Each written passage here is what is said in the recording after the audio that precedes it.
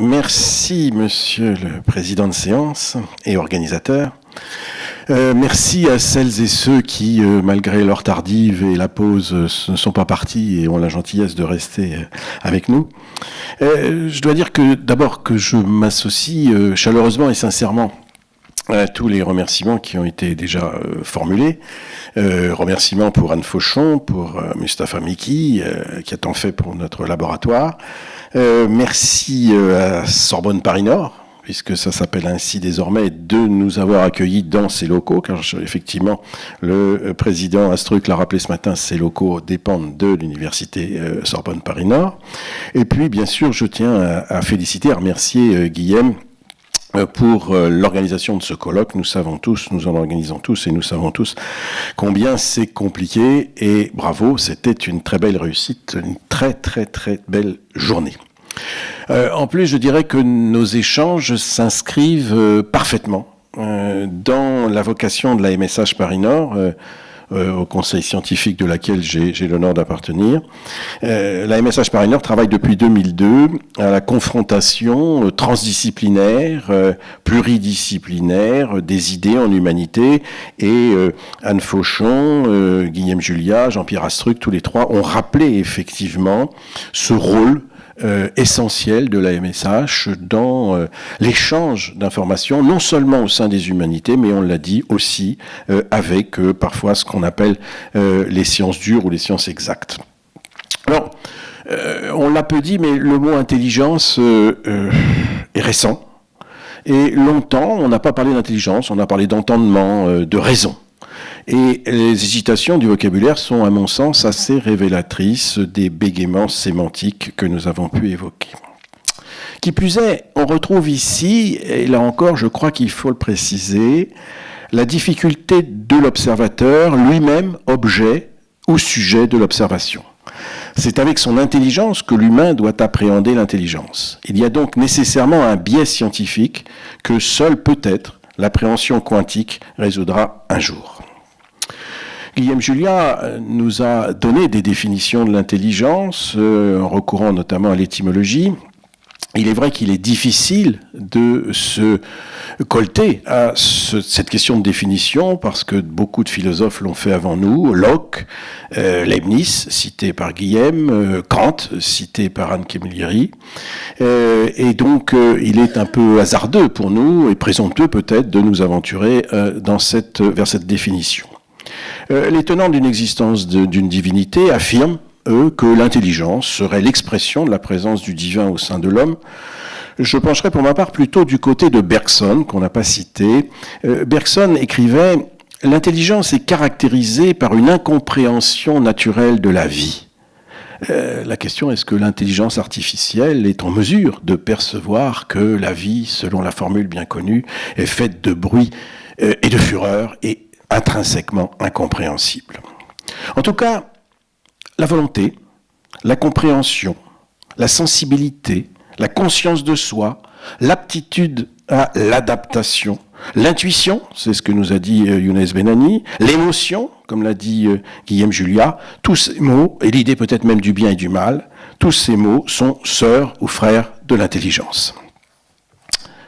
Finalement, et ce seront les deux points que je vais développer, finalement, l'intelligence artificielle constitue en tout cas un formidable stimulant intellectuel. L'IA a bouleversé les matières de pensée à peu près dans toutes les disciplines. Mais, pour l'instant, il n'y a pas véritablement d'intelligence artificielle, il n'y a que des processus algorithmiques, et moi je retiendrai dans ma seconde partie ce terme de processus algorithmique. Il n'y a qu'un instrument matériel, mais un instrument d'une grande utilité. Donc, si vous le permettez, deux parties pour résumer les travaux d'aujourd'hui. D'abord, l'intelligence artificielle comme objet d'étude, et ensuite les processus algorithmiques comme outil performant. L'intelligence artificielle comme objet d'étude. L'intelligence artificielle, clairement, c'est un concept stimulant, entraînant dans toutes les sciences des changements de paradigme, même si parfois on peut sembler revenir un peu en arrière. On nous a parlé de l'abandon du codex au profit du retour du rouleau. On pourrait parler aussi du retour de l'oralité, et la disparition de l'écrit, ou encore on pourrait parler du retour de formes de justice primitive. Il me semble, dans ce premier point, qu'on pourrait quand même parler, pour l'IA, pour l'intelligence artificielle, d'une certaine intelligence, et ensuite nous verrons en quoi l'IA est un moteur de réflexion. L'IA pourrait être une forme d'intelligence, une intelligence machinique, comme l'a dit Guillaume Julia. Il y a en effet des points communs entre l'intelligence artificielle et l'intelligence réelle. Notamment, toutes deux sont faites à la fois d'inné et d'acquis. Inné des algorithmes initiaux et des gènes d'un côté, acquis de l'apprentissage avec l'IA auto-apprenante et l'épigénétique de l'humain. Toutes deux peuvent donc avoir une aptitude à l'abstraction, et à l'objectivisation des phénomènes. De plus, on avance parfois que l'intelligence consisterait à savoir s'abstraire des émotions. Si c'était cela, il est clair que l'intelligence artificielle, qui ne connaît pas les émotions, pourrait alors être considérée comme une intelligence aboutie. Younes Benani l'a rappelé, Guillaume Julia aussi, pendant longtemps on a cru qu'il n'y avait qu'une seule intelligence, l'intelligence mathématique, celle qui a effectivement conduit au quotient intellectuel. Or il y a, on l'a dit, une grande quantité d'intelligence. Il y a l'intelligence des philosophes, qui n'est pas celle des psychologues, etc. On parle donc d'intelligence mathématique, mais aussi d'intelligence individuelle ou collective, linguistique, sociale, émotionnelle, corporelle, musicale, spirituelle, naturaliste, etc. À partir de là, l'intelligence artificielle pourrait finalement peut-être constituer une nouvelle catégorie de ces nombreuses intelligences. On pourrait encore faire un autre rapprochement, mais cette fois négatif. Guillaume Julia l'a un petit peu suggéré en évoquant Leibniz et les automates. En effet, une étude anglaise récente d'un professeur de sciences du comportement de la Warwick Business School a entendu démontrer que l'intelligence humaine et l'inconscient n'étaient qu'illusions. Nous serions dotés d'un esprit plat. Notre cerveau serait bête, il travaillerait indépendamment et plus vite que notre éventuelle conscience, et ce serait donc notre seule rapidité de réflexion qui nous donnerait une impression de profondeur. Si cette approche se révélait exacte, on pourrait alors dire effectivement que les deux processus décisionnels, humains et artificiels, sont très semblables, car ils sont tous les deux finalement inintelligents. Si, comme l'a dit Xavier Laurent Salvador, une IA ne peut se faire passer pour une fourmi, après tout, moi non plus, je ne peux pas me faire passer pour une fourmi auprès d'une fourmi. Et donc là encore, finalement, peut-être un point commun. Enfin, Xavier Laurent l'a dit, l'artificiel est aussi finalement assez matérialisé comme notre cerveau peut l'être. Et là encore, peut-être y a-t-il des points communs. En tout cas, cette IA partielle ou cette IA potentielle est certainement, et c'est là où je voulais en venir dans cette première partie, un extraordinaire accélérateur, un transformateur de la réflexion. Réflexion quant à la philosophie des procédés, réflexion quant à ses possibles effets, y compris les effets délétères. Les spécialistes de la communication sont concernés au premier chef, Sarah Labelle, Christine Chevret-Castellani, nous l'ont dit. Ils peuvent débusquer par leurs travaux les objets du discours et les logiques de pouvoir. Et je dois dire qu'il serait intéressant d'utiliser ces procédés, les procédés qu'elles ont pu nous décrire, pour l'ensemble des discours et des textes juridiques. En effet, avant chaque réforme importante, peut-être serait-il intéressant de passer par ce filtre qui a été décrit et qui m'a paru effectivement passionnant. Les économistes aussi sont au premier chef concernés dans cette réflexion générale provoquée par l'IA. Les chiffres sont impressionnants, on nous les a donnés, aussi bien Thomas Grégory que Dominique Namur nous ont donné des chiffres extrêmement inquiétants ou passionnants selon les cas, selon l'optique que l'on peut avoir, avec un optimisme relatif. Dominique Namur nous a parlé effectivement de rupture dans le modèle économique avec la suprématie de deux pays, on l'a vu, mais aussi et surtout la suprématie d'une poignée de sociétés multinationales. C'est effectivement assez inquiétant. Je vous renvoie aussi à un travail qui n'a pas été cité, celui d'un de nos amis, Jean-Christophe Roda, qui a publié un article au JCP général de juillet 2019 sur les ententes algorithmiques. On voit bien effectivement ce que cela peut recouvrir en matière de droit de la concurrence.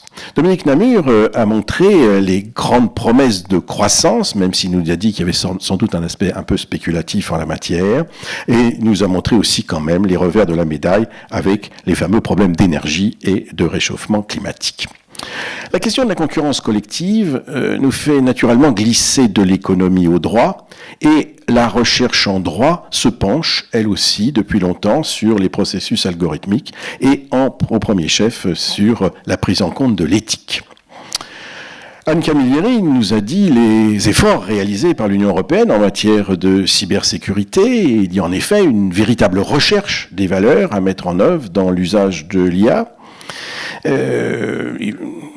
Anne Camilleri nous a dit qu'il y avait un combat entre la science et le droit, c'est probablement vrai, combat dans lequel le droit devait l'emporter. Je partage aussi son opinion, même si cet avis a provoqué quelques remous, mais pour autant, il ne faut pas oublier que, en tout cas à l'état actuel, le droit est bien obligé de venir après les innovations technologiques, et donc le droit est toujours quand même un peu suiveur. Céline Bloudret, juriste mais aussi philosophe, nous a parlé de triangle vertueux. Triangle vertueux, triangulation trinitaire et divine, forte de symboles. Alors un angle éthique, un angle IA, et si j'ose dire un angle droit. Il s'agit donc d'un triangle rectangle, si j'ai bien compris. Céline Bloud a insisté sur la morale, sur l'éthique surtout, mais la différence, à mon sens, et elle l'a dit je crois, est assez faible, puisque la définition de l'éthique c'est la science de la morale. En fait, on est probablement, Céline Bloud a parlé d'auberge espagnole, je dirais que on est sûrement en présence avec cette histoire d'éthique d'euphémisme cosmétique. Enfin, on a compris que ces vieux débats philosophiques immémoriaux, on pense à Aristote en la matière, ont fortement ressurgi. On ressurgit comment ? Grâce justement à l'IA, parce que c'est parce qu'il y a l'IA que l'on a repensé finalement beaucoup à ces questions d'éthique. Globalement, tout le monde a peu ou prou, à cet égard, présenté les dangers de l'IA, les risques, le risque de dépendance progressive, le risque d'instruments d'oppression. On a parlé effectivement du monde orwellien, de la reconnaissance faciale généralisée, un monde où le rêveur, le poète, le philosophe critique n'auraient plus leur place. Marie-Noëlle Gégaud-Lavessière, qui est la spécialiste de l'intelligence artificielle dans une grande société de communication française, a dit plusieurs reprises, je veux être aidé par l'IA, mais je veux garder mon libre arbitre. Je pense que c'est effectivement l'idée générale qui ressort de ce qu'on a pu dire. Guillaume Julia a également évoqué un risque d'armes de destruction massive dans ces dangers qui risquent d'arriver. Younes Benani, Anne Fauchon nous l'ont montré, il y a aussi les dangers du big data, un monde non plus américanisé mais cynisé, où tout le monde serait contrôlé à distance, et notamment où les réseaux sociaux seraient contrôlés par tout ce que l'on fait sur les réseaux sociaux. C'est effectivement assez inquiétant. J'y vois quand même un avantage. S'il y a un contrôle systématique du fisc sur les réseaux sociaux, peut-être que enfin beaucoup cesseront de nous narguer avec leurs photos de Ferrari ou de riad marocain. Donc, l'IA est incontestablement un formidable instrument de réflexion. Mais ça n'est pas véritablement une intelligence, ce sont des processus algorithmiques et ces processus sont des outils et des outils performants. 2 points donc. L'IA n'est pas encore une intelligence et ensuite les applications des processus algorithmiques. L'IA n'est pas encore, point d'interrogation, une intelligence. L'expression d'intelligence artificielle a été choisie, je pense, pour survaloriser les travaux réalisés en ce domaine, avec probablement l'idée derrière, on l'a suggéré ce matin, que la formule serait plutôt commerciale et qu'elle permettrait de mieux drainer des financements publics ou privés. On l'a dit aussi, et je crois que c'est M. Benani qui l'a dit, certains d'ailleurs préfèrent, tout en gardant les 2 lettres IA, préfèrent parler d'informatique avancée, et je crois que je ne suis pas loin de partager cette opinion. C'est pour ça que moi j'ai une autre formule avec processus algorithmique, mais peut-être que informatique avancée est aussi bien. En réalité, nous nous comportons avec les machines comme avec les animaux. Nous abusons, à mon sens, d'un anthropocentrisme de mauvaise aloi. Une IA n'a pas de conscience d'elle-même, de conscience tout court, et elle ne comprend pas ce qu'elle réalise. Guillaume Julliat a cité son homonyme, Luc Gilliat, dont on a tous lu l'ouvrage, qui a rappelé son titre, L'intelligence artificielle n'existe pas.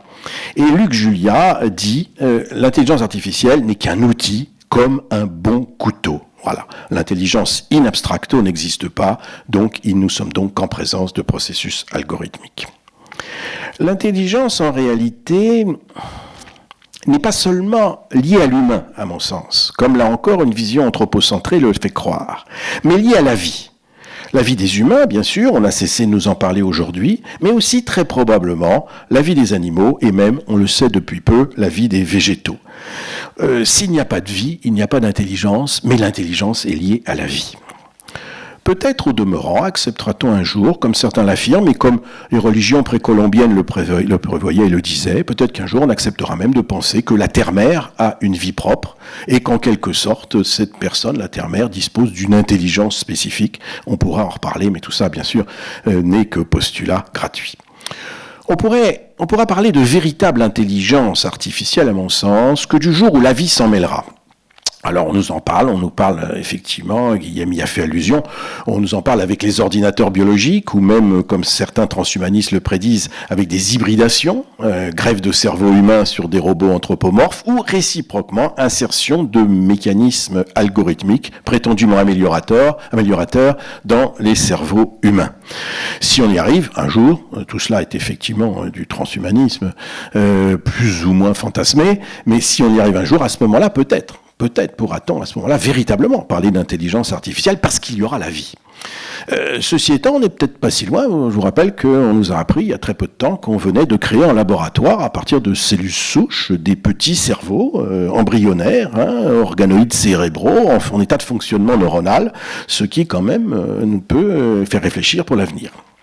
En l'état, en tout cas, ce que l'on nomme intelligence artificielle n'a pas de volonté propre, de véritable compréhension, de sensibilité, de conscience d'elle-même, on l'a dit, ne sait pas distinguer le bien du mal. En plus, l'approche numérique, l'approche binaire, semble finalement terriblement simpliste.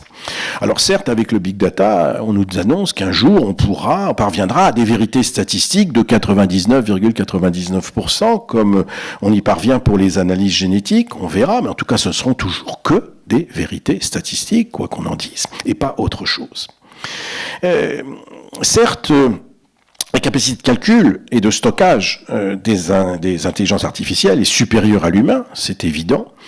Mais pour autant, l'IA, on nous l'a dit, est encore très inférieur au cerveau humain. Younes Benani, Guillaume, etc. nous ont montré les limites des procédés, notamment des procédés de reconnaissance d'images, avec ces quelques pixels qui permettent de tromper tout le monde. On nous a dit aussi que la prétendue intelligence artificielle artiste, en fait, effectivement, les mots sont forts. Guillaume a parlé de compilation, d'autres ont parlé de génération d'un tableau, mais non pas de création, etc. Et il y a en plus tous les biais dont on a pu parler. Certains ont même dit que finalement, intelligence et artifice, c'était des mots oxymoriques.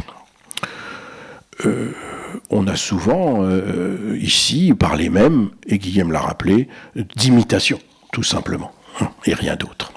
De plus, pour l'humain ou pour les intelligences vitales, l'expression que je préfère à l'humain qui est encore une fois trop anthropocentrée, les intuitions, les erreurs, les aberrations peuvent être créatrices, ce qui n'est pas du tout certain pour l'intelligence artificielle. C'est pourquoi, encore une fois, je pense qu'il vaut mieux parler de processus algorithmique.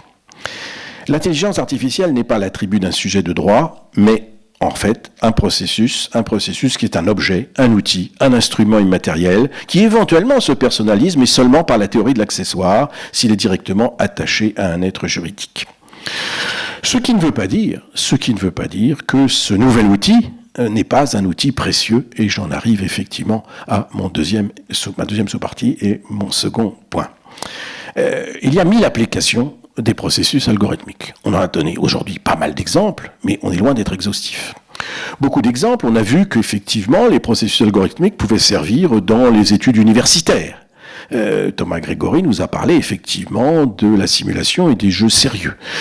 J'ai beaucoup aimé le jeu sérieux sur le lavage des mains.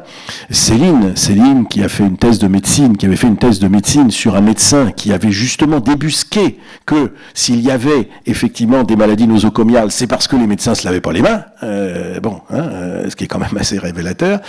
Céline serait sans doute très intéressée de savoir que maintenant on fait un jeu sérieux sur ce thème.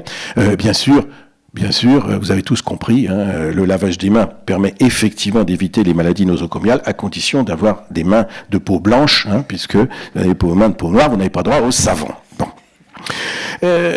Pour la médecine aussi, donc l'enseignement bien sûr, mais la médecine elle-même est intéressée. Thomas Grégory nous l'a montré. Alors, au début, j'ai pas bien compris. J'ai cru que, effectivement, la réalité virtuelle allait aider les charcutiers à découper le jambon. Mais non, c'était pas ça. C'était beaucoup plus sérieux, effectivement. Il s'agissait d'opérations en réalité virtuelle. Il s'agissait de diminuer le risque médical par, notamment, une chirurgie mini-invasive, comme il nous l'a très bien décrit. Et on sait très bien que ce qu'il fait lui a donné une renommée internationale aujourd'hui. Il est connu dans le monde entier et grâce à lui, notre université a gagné en énorme prestige. Thomas Lefebvre nous a fait découvrir aussi que la médecine légale pouvait également être très intéressée par les processus algorithmiques. Il a évoqué lui aussi des trilogies, notamment Victime, Légis, Magistrat, et il a expliqué en quoi l'IA, ou plutôt les processus algorithmiques, pourraient être utilisés dans l'étude du retentissement fonctionnel des violences commises sur les personnes physiques. Son propos m'a paru d'autant plus intéressant que les raisonnements et les constats qui ont été faits, on pourrait les transposer à de nombreuses autres expertises dont dépend la décision des juges. Après le magistrat s'en remettant à l'expert, ici on rebondit avec l'expert qui à son tour s'en remettrait au processus algorithmique. C'est du deuxième degré et ça peut aller bien au-delà des expertises de médecine légale. Xavier Laurent Salvador, avec qui j'ai le plaisir de travailler dans de nombreux projets en humanité numérique, et qui j'espère en tant que représentant de Dieu sur terre me dédicacera sa Bible, a fait découvrir aux non-linguistes tout l'intérêt des processus algorithmiques en linguistique. Et on parvient ainsi à réaliser, nous a-t-il dit, des anastyloses littéraires pour l'analyse des textes anciens. Travail réellement passionnant là encore, notamment parce que, une fois de plus, ce travail est peut-être transposable, me semble-t-il, pour bien d'autres types d'ouvrages. Si l'on en vient enfin aux juristes, terminons par eux, puisque je suis moi-même juriste, on n'allait pas les mettre en premier. Mustapha Mekki, avec le grand talent qu'on lui connaît, a rappelé à l'auditoire non juriste tout ce que cet instrument, ces processus algorithmiques, pouvaient apporter aux professions juridiques, notamment associées aux chaînes de blocs ou pour l'exécution automatique des contrats. Il nous a dit il n'y a pas d'obsolescence programmée des juristes humains, ce qui nous a effectivement rassurés, et qu'au contraire, les processus algorithmiques allaient aider les juristes, renforcer leur ADN, nous a-t-il dit. Mais tout cela à condition, là encore, que l'IA reste une force vive non subversive, que le juriste ne soit pas un fabricant de prêt-à-porter, mais sache devenir un fabricant de sur-mesure, en quelque sorte, peut-être même être un grand couturier du droit, et être un entremetteur, nous a-t-il dit, on y soit qui mal y pense. Bien entendu, dans les professions juridiques, une place particulière doit être réservée aux juges, comme l'a habilement montré Vincent Orif avec son intrusion dans la science-fiction. Le juge peut s'aider de cet instrument, du moins si on se contente pas, de logiciels élaborés sur la base de la common law, et si l'on se fonde sur des logiciels qui seront effectivement adaptés à notre propre droit, et notamment, il l'a dit, à nos exigences de hiérarchisation des données. C'est la fameuse formule qu'un auteur avait proposée il y a quelques années. Une paire de bottes ne vaut pas les œuvres de Montaigne. Oui, il y a une hiérarchie, il y a une classification à faire, et hélas, effectivement, les données purement statistiques sur des bases de décision de common law et les logiciels adaptés ne sont pas faits pour notre propre droit, et il faudra effectivement que beaucoup de gens s'y mettent parce qu'on n'en a pas encore le matériel qu'il faut. Mais En tout cas, il est clair que le juge ne saurait abandonner sa fonction, pas plus qu'il normalement devrait démissionner au profit des experts de toute spécialité, pas plus pour les processus algorithmiques que pour les experts classiques. En principe, le juge ne doit pas abandonner sa propre fonction. Enfin, Anne Fauchon nous a dit combien les processus algorithmiques pouvaient être précieux pour le personnel de l'administration fiscale. Elle nous a annoncé la venue du polyvalent du futur, j'attends la bande dessinée. Elle nous a annoncé un nouveau super-héros, si j'ai bien compris, Super Fiscalor, Super Fiscalor qui brandit le code général des impôts dans une main et de l'autre le symbole de Google Maps, c'est à peu près ça, avant de fondre sur les méchants fraudeurs, Atomic Skull ou le bien nommé Lex Luthor. Nous verrons. J'attends de voir ça avec impatience. En conclusion, tout ceci amène le juriste, qui travaille aussi en recherche appliquée, à se demander précisément quel type d'encadrement peuvent convenir au processus algorithmique. Faut-il seulement des règles déontologiques, du droit mou ? Faut-il aller au-delà ? A priori, on pourrait penser que le droit mot suffit, puisque on voit que droit mot, ou du moins l'abandon par les juridictions officielles, puisque on voit qu'actuellement on souhaite abandonner aux plateformes numériques, aux hébergeurs, le soin de dire ce qui est ou non manifestement injurieux, diffamatoire ou raciste. Donc on laisse les plateformes statuer en matière répressive. On n'est pas loin d'une certaine forme de féodalité. Ou faut-il, au contraire, que les États reprennent la main en la matière ? Je vous laisse la question en suspens et je vous laisse le soin d'y répondre. Quant au règlement des litiges, faut-il continuer sur ces modes alternatifs qui ne sont jamais que le retour à des règles primitives ? Ou faut-il revenir à de véritables juridictions sérieuses et officielles ?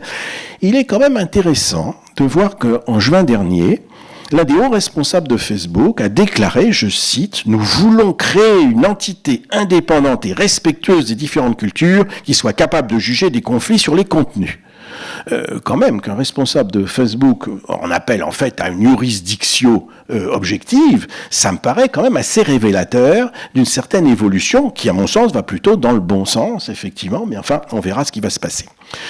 En définitive, si la Terre ne disparaît pas prochainement, parce que Vincent Riff nous a fait très peur à propos des histoires de science-fiction, la conclusion de ce colloque est assez positive, assez optimiste, je trouve. Personne n'a osé, je croyais que quelqu'un oserait le faire, mais puisque personne n'a osé, moi je vais le faire. Personne n'a osé la phrase attribuée à Albert Einstein, que Woody Allen a reprise d'ailleurs après, et tout le monde cite Woody Allen, alors que c'est en fait Einstein qui l'a prononcé la première. L'intelligence artificielle ne fait pas le poids face à la stupidité naturelle. Voilà, bon, l'intelligence artificielle ne fait pas le poids face à la stupidité naturelle. Oui. Et il est vrai que l'humain sait aussi être stupide. On n'a parlé que de l'intelligence, mais l'humain, il sait aussi être parfaitement stupide. On peut même parfois se demander si cet attribut, ce qu'on voit en ce moment un peu partout sur les écrans, on peut même se demander si cet attribut ne l'emporte pas assez largement, souvent, sur son sens de la compréhension. Mais ce qui fait le mérite de la véritable intelligence, c'est justement sa capacité à lutter constamment contre les mauvais penchants humains, c'est sa capacité à élever l'humanité.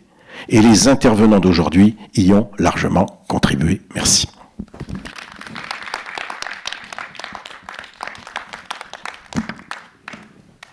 Merci beaucoup Didier Guével. C'est ainsi que s'achève d'une très belle façon cette journée de colloque. Merci à tous les intervenants, merci à vous, public, notamment ceux qui sont restés jusqu'au bout.